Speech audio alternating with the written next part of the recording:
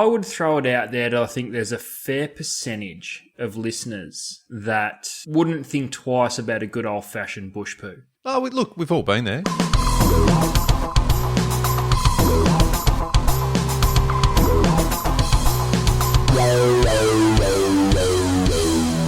Hello everyone, welcome to the Deep Drop for another episode. This is a fishing podcast. If you're new here, welcome. Great to have you on board. My name is Luke McCredden and with me Adam Ring. And I guess, Adam, if there are new people here, I'm going to let you confuse them about what the Deep Drop is all about. We try and begin every podcast by explaining what the deep drop is, and we haven't been able to come up with it yet. So that kind of gives you the scope of what the podcast is about. We try and take all the silly things, the intelligent things, things happening in the industry, things happening in the recreational fishing sector of this beautiful industry. We ask 1,000,001 questions, and we might give you 3 answers out of those 1,000,001 questions. But the point's to get the conversation going, and that's where we need you. So jump onto Instagram. Please get involved in the conversation. Now, Luke, on last week's podcast, we spoke about perhaps trying to bring a little bit more innovation or something new. In particular, the example we used was in the squid jig space. And we had a few people reach out.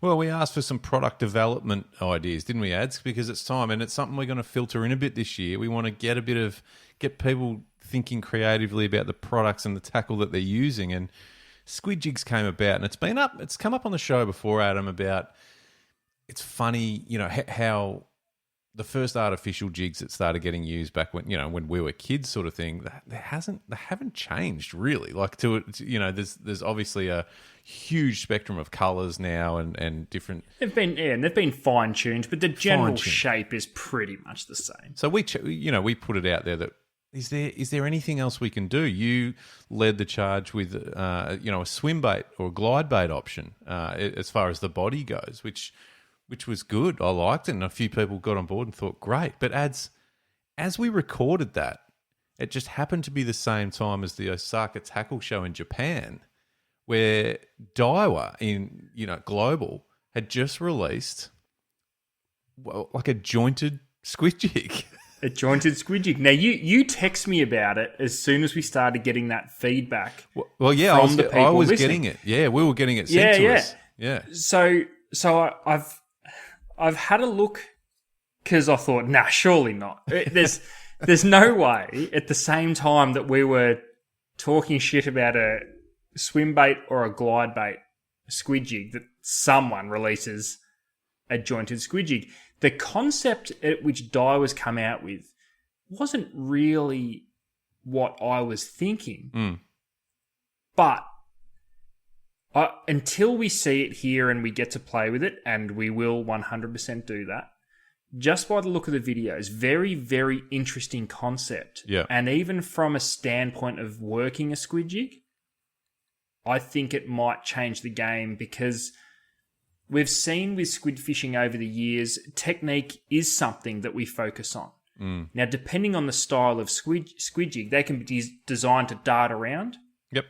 The rate at which you need to work the rod and how aggressively you need to work the rod definitely changes the action, but can also, some squid jigs demand more action from you, where others, you don't have to do much and they will get some sort of darting action.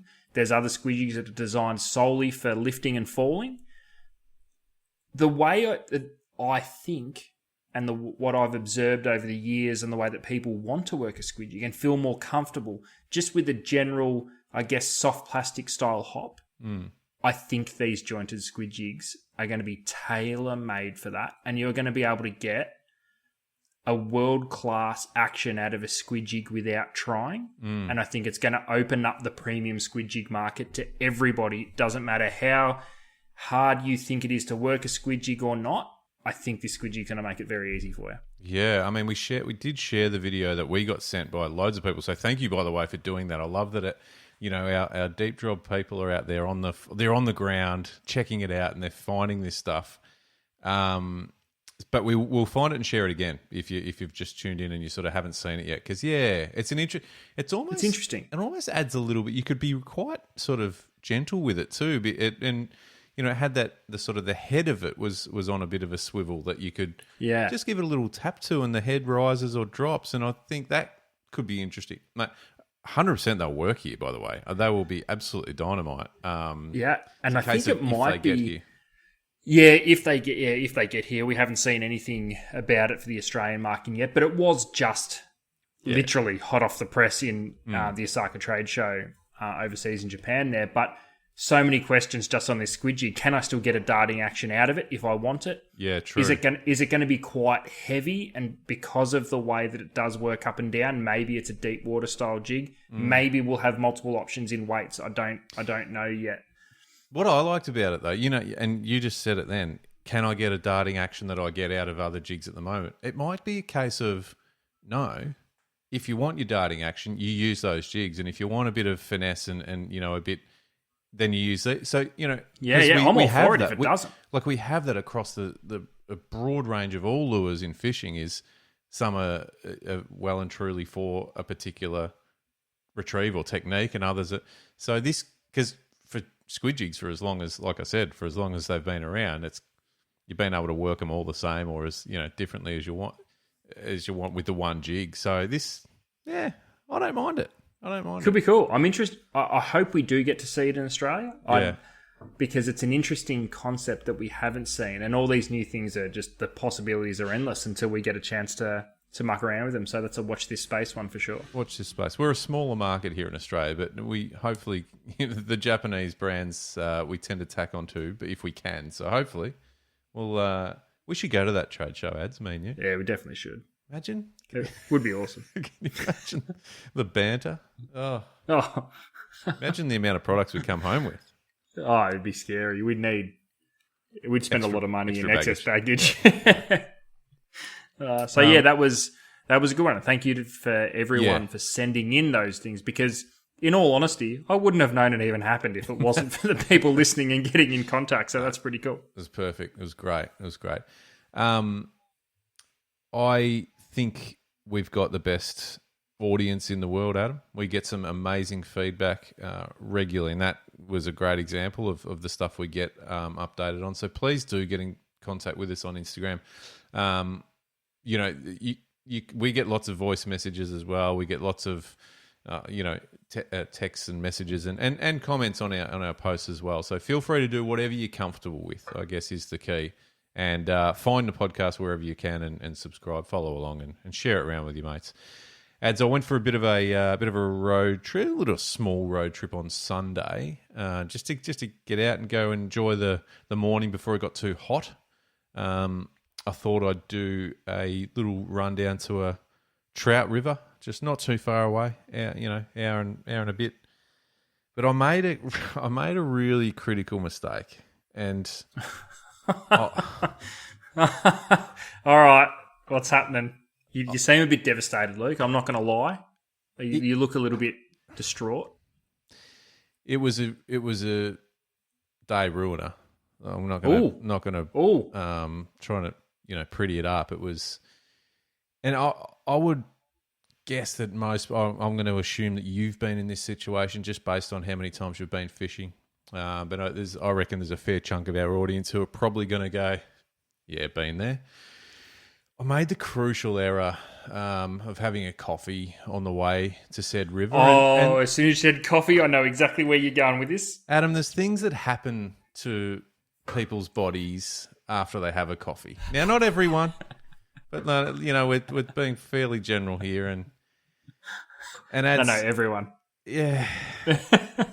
And it's not something I'd normally do, by the way. It's usually, especially a morning one. Yeah, it's normally I would probably have a coffee on the way home or after I wrap up a morning on a river or something like that.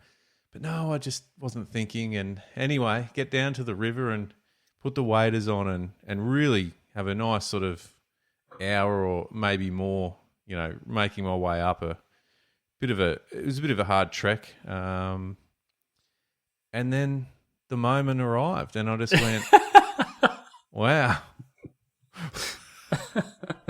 What do we do? It's not a great, I would argue that it's in the top 3 worst feelings in fishing. Yeah, 100%. What would be in the top 3? I reckon that. I reckon losing a really good fish, Yep.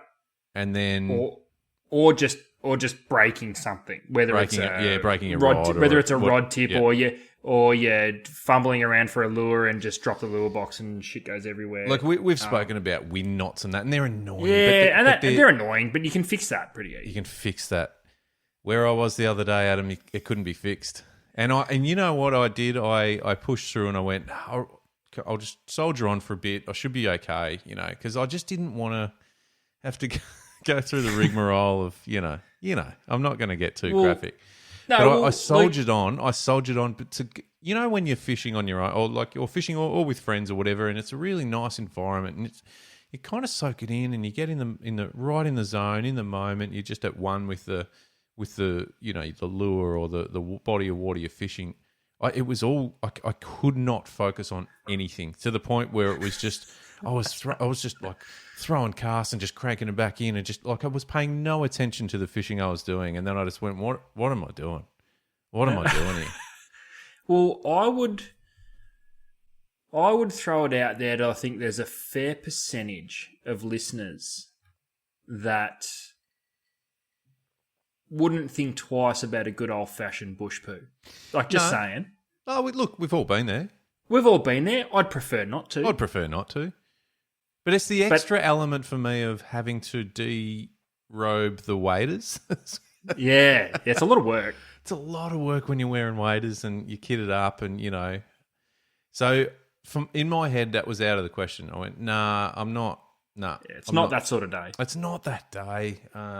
I also knew that it was a stunning morning, and it was what I'll call a semi-popular river. There were campsites, up along the river, sort of, not right where I was, but I did think in the back of my mind at any minute now, someone's going to turn up going for a walk or and you fishing don't want that.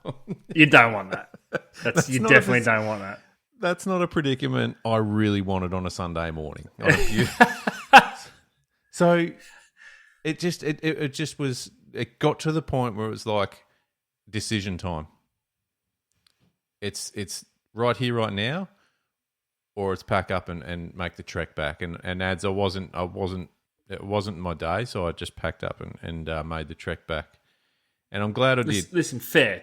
I only just made it back, by the way.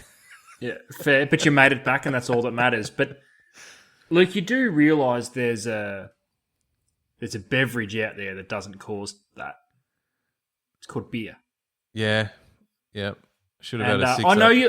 I know you left early, but sometimes you got to do what you got to do, and you had a choice to make. And listen, we all make poor decisions from time to time. Yeah. You chose the coffee. Put my hand up. You chose the coffee, and it bit you in the ass, literally. So it's kind of, these things happen. It's okay. I still think you're a good man. We can still be friends. All right, that's good. Just as long as you learn from your mistakes. We're good. If I decided to seize the moment there and then in the bush, would we be okay as friends? Yeah, we would be, because I think the lesson was beginning. Learned. Well, the lesson was beginning with the coffee. The end result is kind of doesn't. It's neither here nor there, really. Whether you did or you didn't, the fact of the matter is you chose a coffee. Yeah, terrible. What was I doing? And it was I feel really good that you've opened up here, Luke. Yeah, I think it's a good thing. Yeah. You're a better man for it. Yeah, I'm no spring chicken. I should know better. I've been fishing a fair amount of times over the years, ads. Don't know what I was doing, but anyway, that's done. That's in the past now. It's all about moving forward. All right. Correct. Do you know? I tell you another thing that happened. And I think this quite a bit but I've never really thought to bring it up. And maybe it's one for the listeners too. Maybe it's also when you're alone, but when you're walking, especially typically river, you're in that bushland forest sort of setup. Nothing scares the shit out of you more than a kangaroo that just decides to appear out of nowhere. Yeah. Like for an animal that, I mean, I know there are stories that they can hurt you and whatever, but for an animal that typically is, pretty harmless. It's a herbivore and it just jumps away. Yeah. It scares the shit out of you. Yeah. For that brief second. That's the land-based angler's equivalent to like a nighttime seal. You know, when and we've spoken about nighttime fishing, and this is probably a strike for it, but it's quiet, it's calm, rods are out, and you just hear, Oh, yeah, and you think, what was that? Yeah. Not fun. There's like an element of just what was that? And then you go, well, clearly it was that kangaroo over there. But, and again, I know I mentioned top 3 before, but I'm going to go ahead and say it's in the top few scariest animals while on foot fishing. Well, I mean, we're in Australia. Like, let's take out far north Queensland and Northern Territory crocodiles, but obviously snakes, number 1. Yeah, fair. Like, no, no question. But there's just, and I'm not talking about, like, sometimes we've both been in situations, again, trout fishing on a river where you happen to walk through, a paddock full of bulls. That's pretty frightening. That's intimidating. I have often said, if cows only knew how fucking big they were, we wouldn't stand a chance. You've said that a lot over the years. A lot, and I stand by it. Fair enough. And this, I love cows. I'm a sucker for whenever I see something that can't particularly kill me or doesn't show interest. I've got to go and have a pat. Like I love animals, and cows are gorgeous. Yeah, they're great. But if I'm trout fishing and walk through a paddock and there's a few cows there, it's not. But also, bull's a different story. You're not patting a bull; they will kill. No, I'm not getting in the paddock. No, I won't. I'll drive to the car. next bit. No, you don't. You can't. That's worse than. But there's an element of the kangaroo thing too, though. That when you look at them, those big fucking things, the big muscly bastards, they sort of look at you in a way where you start to question: are they sizing me up? Yeah, there's every chance this thing could kick the absolute shit out of me and I'd have no chance. Yeah, I think it's more what could it be? Now, are you one of these people, Luke? And you and I have never had this conversation before, so what better time to bring it up? Yeah, let's do it. Than on the deep drop. But are you one of these anglers that subscribes to the fact that there is, like, black panthers and big cats out there? Because we have a very, very close friend of ours that swears black and blue that he saw one. Yeah, but he also he reckons he saw a floating orb down a dirt road heading towards a river. Not sure. But look, yeah, I'm a weird one with this stuff because I am a bit of a fence sitter because unless there's a really clear reason why not, then I'm open to it. Do you know what I mean? Yeah. Now I know that it's Have you ever seen something funky like that where you thought, not really. I haven't. Admittedly, I haven't. There's been times where we've seen something, it's jumped across or scooted across a track. There's a bit of it's a dark in colour, long tail, and then you sit there going, what was that? And then a minute later you see a wallaby, and you go, oh, okay. Yeah. Do you know what I mean? So yeah, there's been moments where you question it, but I haven't seen it to the point where I'm like, that was a cat. I like to think they are, but I don't know. I think it's pretty cool. But do you reckon the fear of a kangaroo is because what was that noise? Like, was it Yeti? Was it Bigfoot? Well, Squatch. Gone squatching. Like, I don't know. I'm just saying. Or just, I don't know. Maybe. Or it's just that maybe it's because it also is so quiet in those places and then you hear one of these things tearing through the bush and it just, wasn't expecting that. It's startling. Well, I don't know. I mean, you've opened the can of worms about, what we believe in. Let's put it out there. Like, what's everyone... Is there been any sightings or anything, to make you believe or convince you that there's been a panther or Bigfoot? We'll just throw it at unusual cool shit. Unusual cool shit. So, you didn't turn a corner on that last stretch down to Bem, see a deer and go, fuck, it's Sasquatch. Like, something that you swear black and blue that you've seen. that you're not sure what it was. Unusual cool shit. Because I love this stuff. This could be a segment ongoing. Yeah, that's right. Unusual cool shit. Unusual. All right. Well, let us know. So head over to Instagram. You'll see the tile. It just says unusual cool shit. Discuss. Yeah. And let's hear it. The beauty is, and in all honesty, us as anglers, whether you're up a trout river after you've had a coffee, or you're 20 mile offshore in the middle of the ocean or anywhere, we get to see some of the coolest shit in 100%. The world. Yep. I genuinely spruik that because not many people have seen a pod of orca whales swim past it, or orcas swim past it. Yep. But orca whales, like it sounded like a koala bear, one of those people. Sorry. Edit that out. Fucking hell. It's been a big day.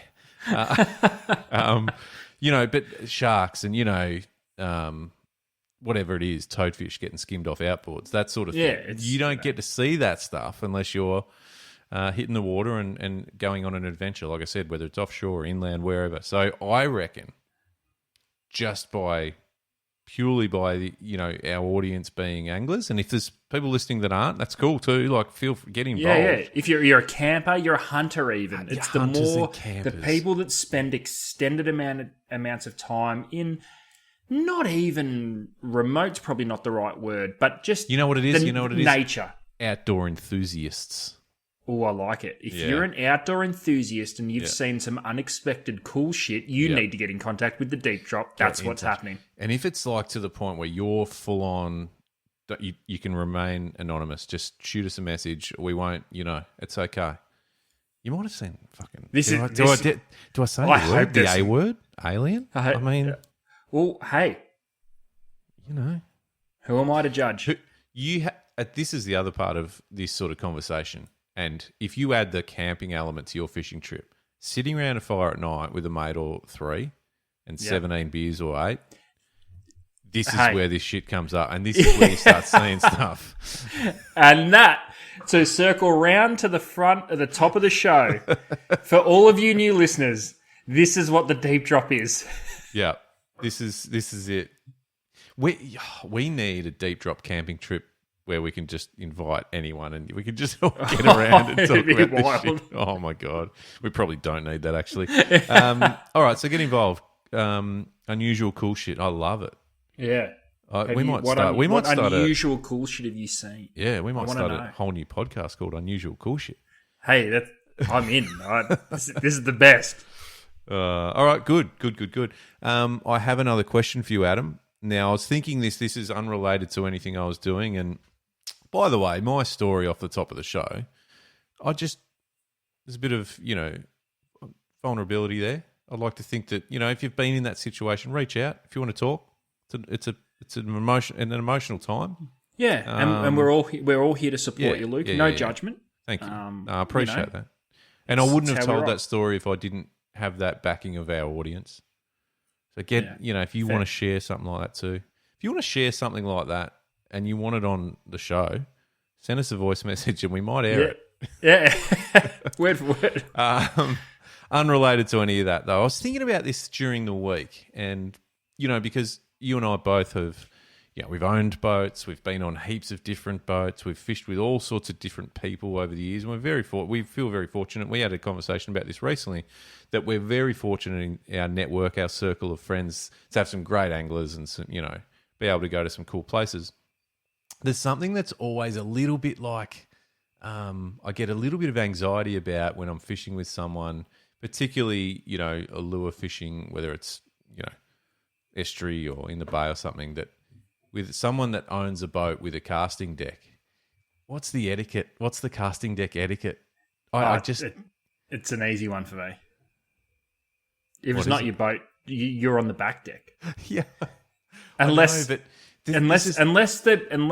skipper says, "No, what are you doing, man? Get up the front." Yeah, so it's by invite only, right? And this is where I was going to ask you, because 100%, I would never jump to the front deck before, unless the skipper's invited me, but also it's not. You just don't get up there. You don't get up there just certainly without the skipper have been able to get up there first. So I just wanted some clarification on that, and I will go to the audience as well because I want to know if you own a boat with a casting deck, how do you feel about it? Do you sort of feel like you need to be the one saying, righto, up you come, get up here? Well, I think those that have the casting deck that particularly have an electric motor, there's probably no choice. They have to have prime position. The motor's set typically right at the front with a little footwell that's got the pedal in it. So here's a secondary question. Should you then be the one responsible for helping pull that motor up each time? Now, see, this is now where we start getting into the harder to answer questions. Because the who gets prime posi on the casting deck, realistically, whoever's in charge of operating the electric motor automatically gets prime position, and that's fair enough, and it's generally the boat owner. Generally. Yeah, see now... Because we're getting into the good stuff. I liken it to, back in the day before anchor winches were sort of a viable thing for boats. Usually if you're invited on, you'd be the one who would go up the front and pull the anchor up. Just out of courtesy. I'll do that, mate. Yeah, I got it. Yeah.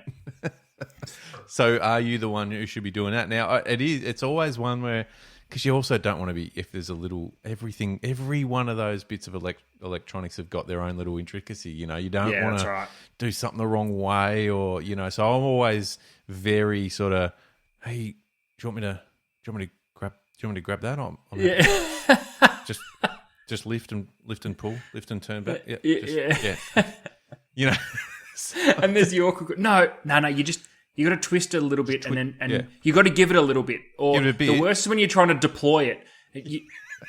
You got to get on get on it. Like you can't just fluff around with it. Like get on it, and it'll click out. Because you don't want to be manhandling someone else's electric motor. Don't stomp on it. Like just step on it, stand on it, and hold it, and then just let it. Don't drop it. Just sort of guide it in.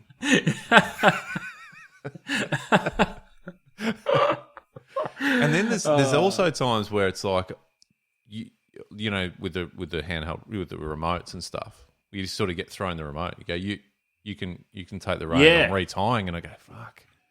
I don't want to get a log or it's just all these weird nerves. Like and the funniest thing about all this is none of these words are said out loud. It's all an internal conversation.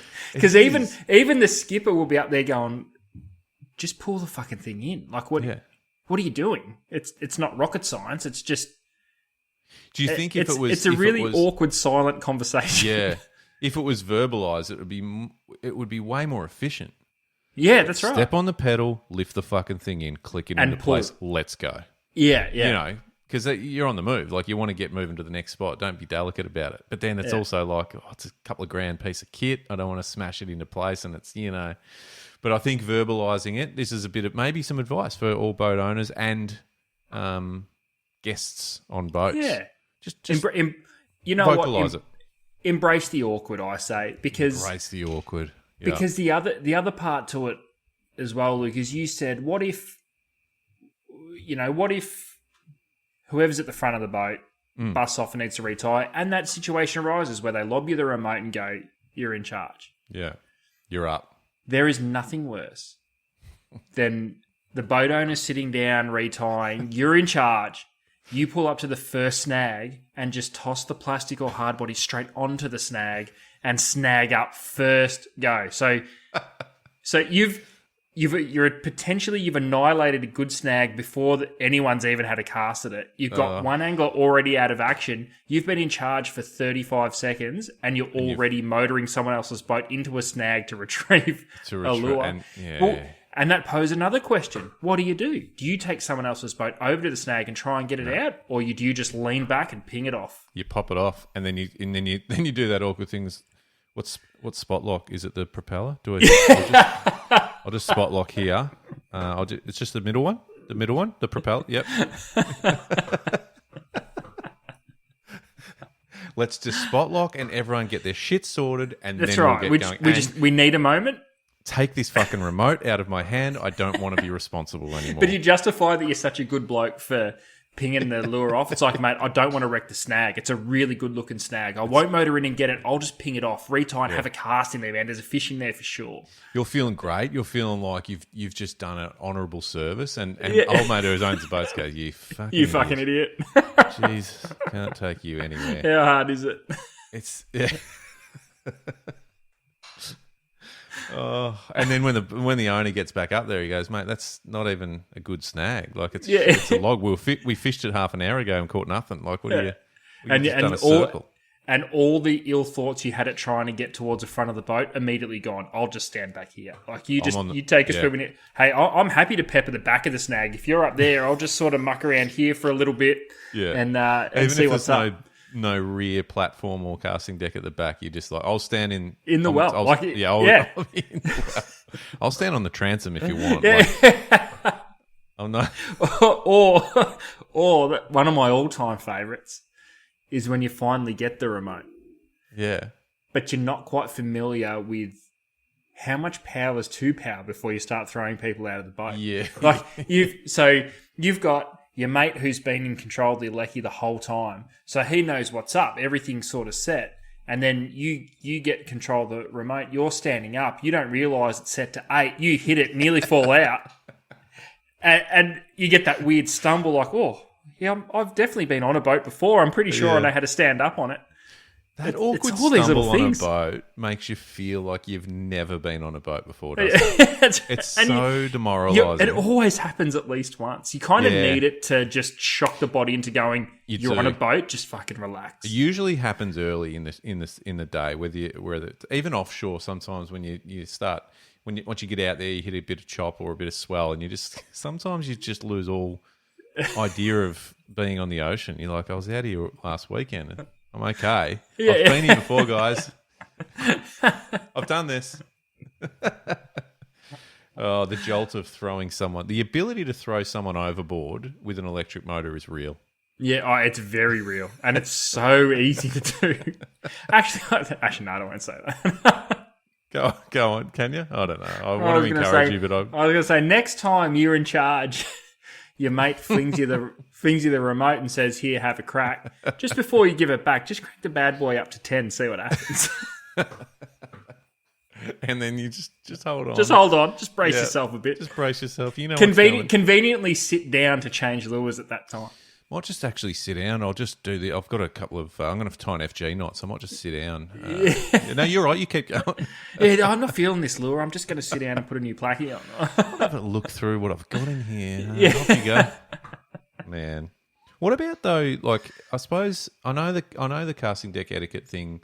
I think we've established that, so good work on that. But again, if there's any other opinions, let us know. But I wonder if, when it comes to electric motors, and obviously we've spoken about live scope and even just sounders, what's the line before you cross it? If you're on board with someone and your confidence in those electronics that this person might have is really high, and you know that you could be doing it better. Like, what are you allowed to do? Like, if someone's really stumbling around and rocking the boat with an electric motor, you sort of feel like getting up there and going, mate, let's have a go. Let's give us a look. Well, it depends. I think it depends on the type of person you are, because you've got the ones that will just go, mate, move out of the fucking way, I'll get this sorted. It's clearly not working. True. And then you've got the others that will maybe ask 5 or 6 rapid fire probing questions, so that whoever is in charge goes, oh yeah, you're right. Do you know how to fix it or have a look? And you're like, yeah, I'll have a look. Or you're the type of person funny with it. Yeah, that's right. Or you're the type of person that just shuts the fuck up, stands in the background, and you're just happy to be on someone else's boat. Yeah, because even touching a sounder, like just clear up the clarity or something, or changing it. Like, can you just lean over and press a button, or do you just sort of need to work into that? No, you can't do that. Because there's nothing more daunting than, especially if you think you've got it set up okay, and someone's like, oh, here, just do this, this, and this, and you're like, I don't know what you did. And now I'm not confident that any of this is working. Yeah. And I don't know how to get back to where I was. Yeah. Yeah, look, I'm open to it. If I have anyone, fish with anyone and they can do something better, I'm all ears and, give us a look. But there's people who are probably a bit like, it's my shit, leave it alone. But then there are the other people, though, who'll go, let's have a look at this, and we'll touch a sounder, like touch screen with dirty pilchard fingers or something. Yeah. And you just go, mate, Yeah, bro, what are you doing? relax. Don't do that. You can't be doing that. There's a lot of etiquette in fishing, isn't there? Yeah, that there needs is. to be considered. And I think it's an awkward conversation because I think it's expected that everyone knows the etiquette when maybe sometimes it's not that clear. But having said that, though, it depends on who you're fishing with too. Like, if you and I were on the boat and you said, hey, give us a look at the sounder, I'd be like, yeah, sweet, go for it. Yeah, yeah. You know what I mean? It's more... It's when you don't take someone out often and they think they know. Mm. And you're like... Oh, and they don't. They don't know. But then every now and then they do. And you're like, oh, this invite just paid for itself. Yeah. Yeah, it's a strategic invite. Come on out. Yeah. What you've just got is a free guided tuition. Yeah. Yeah. But yeah, I think vocalizing, verbalizing, let's break the mold of awkwardness. Break the silence. Let's break the silence on a boat. I say leave it in because it's so funny. It's so funny. Leave it in, hit Instagram and tell us about the story because it's so funny. Like it's so weird. It makes for more stories. It's so funny because it's the same. It's no different. Something like, what do you do if you're on someone else's boat, especially something with a casting deck where there's not much cover and you got to take a leak? Jeez, do you ask or do you just move yourself to the back corner and take a leak? Yeah. Do you give them warning that you're going to take a leak? Yeah, you got to call it. Don't you? I don't know. Because I don't want to be in, conversation, then turn around and you're just doing your thing. Like, I think you've got to just at least acknowledge, hey, I'm just heading down the back, boys. Yeah. And you know what I mean? And I think you've definitely got to walk to the back corner of any boat. Back corner. Yeah. Like, don't be up on the casting deck and just turn away from the snag and have a piss. Like, that's a bit weird. Like, that's strange. I've never witnessed it. I've never ever seen it, and I must fish with some respectful people. But and read the wind. Read the wind. But that's just that's something as a male that you just pick up along the way. I think. Yeah, but I reckon there's been plenty of outboards sprayed, is what I'm saying. So what I mean is pick the wind. Even if you're at the back or on the transom or at the back corner, pick the right corner. Well, it just leads to more questions. What about the little bit of dribble that hits the gunnel? What's the dribble etiquette? Well, you know what I mean? Like, not everyone... Not everyone's pissing with a steady flow, like, and it's hard if there's a little bit of movement in the water. If you've got a little bit of chop or a little bit of something, you're trying to piss, hold on, not fall in, not weigh on yourself, not weigh on the boat. There's a lot going on. Blue water anglers, comment because this is something they deal with daily. Yeah, and at least blue water might be a high gunnel. You can lock in, like you can lock your legs in. I mean, and well, no, but I can lock my legs in. I'm nearly 6'4", so I can lock my legs in on most boats. But then you get the awkward like start stop wee, the start stop start every time. Like you're just weeing with the swell. It's really weird. Yeah. There is a lot of, and this plays into exactly what we've been talking about. There is a lot of unspoken rule or etiquette around toilet movements on a boat. Actually, can I just throw one more thing out there? It's a question. There's been a lot of toilet talk on this show, on this episode. Yeah, but it's real. This is the real stuff, Luke. This is the stuff that we tackle. It's the real stuff. It was very real a couple of kilometres up a river, let me tell you. I want to know because I've never had to deal with this, and I'm actually fascinated and interested. Yeah. What happens if you're in an offshore boat, high gunnels? Yeah. And you're not as tall as what I am.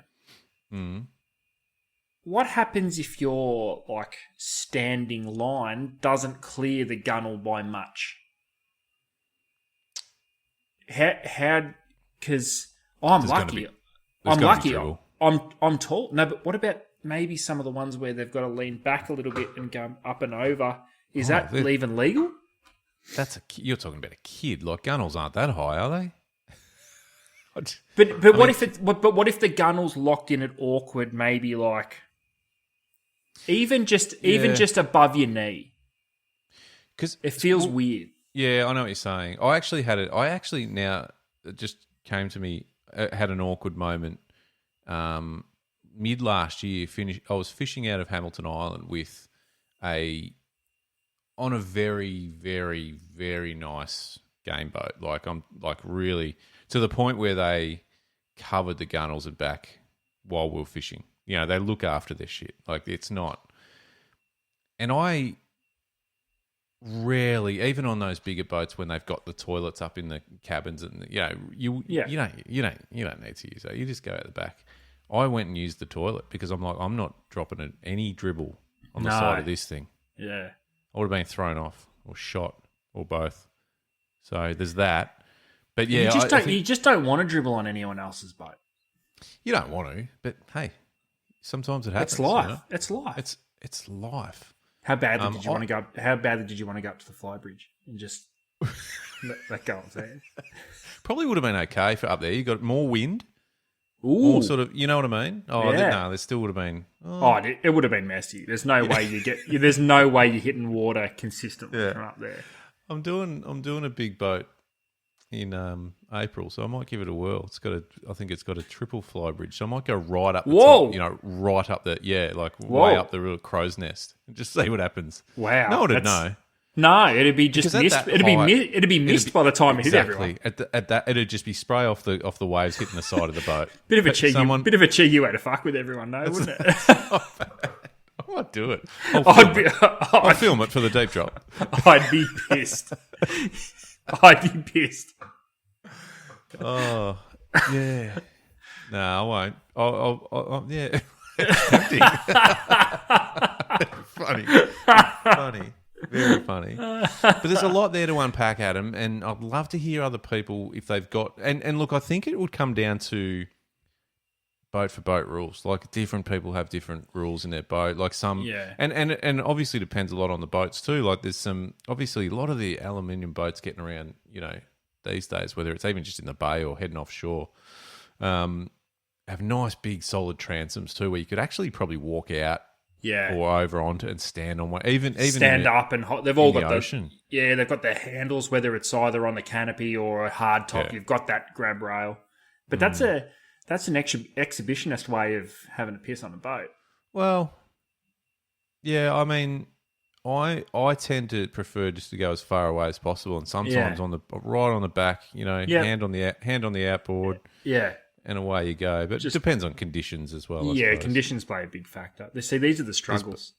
There's been moments, and this is where you know that you're fishing with your mates, with your brothers, where you just feel a hand grab the back of your shirt, and just stabilise you. I know what you're going through. I know. Yeah. And as soon as you're done, you're holding my shirt. That's right. And no one talk. Don't talk. Don't talk. It's not talking makes it weird. Just make sure this is not going everywhere and this is over as quickly as possible. And don't look at me when you turn around and come past. No, I'll return the favour. Don't shake my hand afterwards. No. We just know that we've looked after each other. You don't even need to acknowledge it even in a nod or just a cheers. Nothing. Nothing. It's boat bro code. Thank you. That's what it is. It's what it is. Yeah. And, I just think that it's the sort of stuff that we really, encourage here on the Deep Drop, Adam. Yeah. Yeah. We look after each other. Yeah. We support each other. We'd all hold each other's shirts while the other person is weighing out the back. Yeah. That's kind of our motto. Might get a T-shirt made up. T-shirt. Will you hold my shirt? Question mark. Do we have a grab handle on the back of the shirt? like a handprint, like a like a where to hold. Grab. Oh, I was thinking of actually sewing in. Like where you could put. Ooh, Where you can put your sort of hand through, and actually, it's like a handle. Yeah, not bad. Not bad. It's a piss shirt. Yeah, it's your boat shirt. If you're wearing one, if you're wearing it, you're expected someone will grab you. Yeah, you're fishing. It's about being practical. It's not about looking good. No, it's not about. It's about being practical. Sure, you'll get some wee on your feet from time to time. Yeah, but it's for the love of the game. It's what it's about. Yeah. We do what we can. On that note, we should leave it there. Yeah, we should. But I think we've covered off some real. You know what? We've opened up tonight. I think we've covered off some really important conversational pieces there that people can take away. Yep. And think about. Yeah. I hope we've been able to provide a little bit of clarity around a subject that maybe doesn't get spoken about enough. I don't think it needs insane amounts of airtime, but at the deep drop, we just want to remind you we understand the small struggles of fishing. We get it, and we don't. You don't need to talk about it at the time. No, but as long as everyone is aware of it. Yeah. So feel good about yourself. It happens to all of us. Yeah. And we're here for you.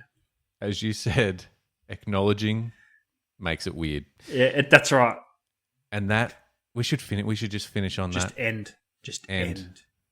Acknowledging it makes it weird. We'll see you next time.